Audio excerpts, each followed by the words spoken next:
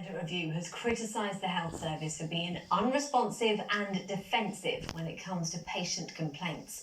The review looked at 3 treatments which have caused pain and sometimes lifelong injury for thousands of women and children. It marks a victory for one campaigner from Leicester, as Charlotte Cross explains. So we've got the warning, we've got the written warning. These safety warnings to pregnant women are now printed on packets of sodium valproate. Thanks in no small part to campaigners like Emma Friedmann, whose son Andy is living with the effects. Hello, what is your name? What is your name? That's Charlotte. Hi Charlotte, hi Charlotte. Hi Andy, nice to meet you. Andy is now 21 and has autism, needing full-time care at their home in Leicester. The drug was one of 3 heavily criticised treatments in an independent review released today, the result of years of pushing for answers. It's very emotional. I feel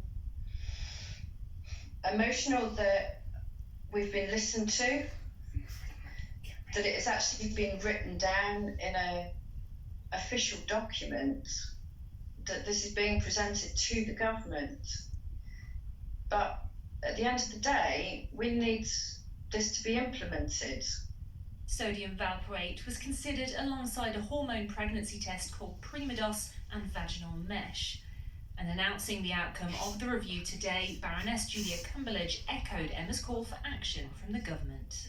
These interventions had caused avoidable harm to thousands of people, tens of thousands of people.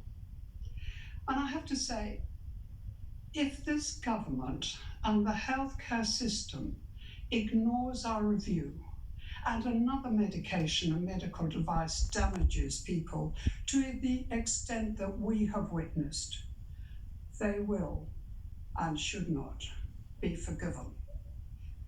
It's a call the Health Secretary insisted would be answered. The seriousness of the report, the horrific nature of many of the things described in it, that deserves very careful consideration of these recommendations. Some will get going on immediately and others will consider. The review criticises the health system for not listening to patients' concerns and raises the possibility of compensation for those living with the consequences. Charlotte Cross, ITV News. To sport now, and